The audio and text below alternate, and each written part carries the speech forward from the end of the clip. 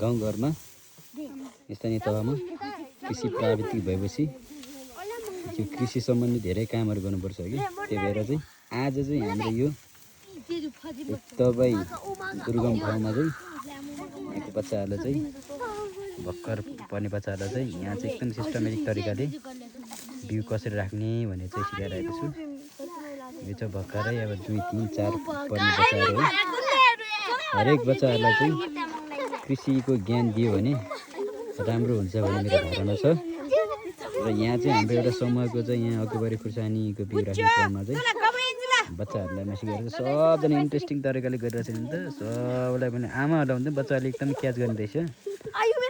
आमाहरूलाई हाल्यो भने त विश्वासै नभएन भुर्र हालिदिने।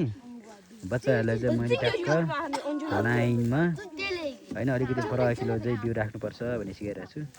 सबजना इन्ट्रेस्टिङ त गएको छ। यो चाहिँ हाम्रो धादिङ जिल्ला है, धादिङ जिल्लाको खनियाबास गाउँपालिका भन्ने ठाउँमा हो। एकदम रमाइलो छ ल।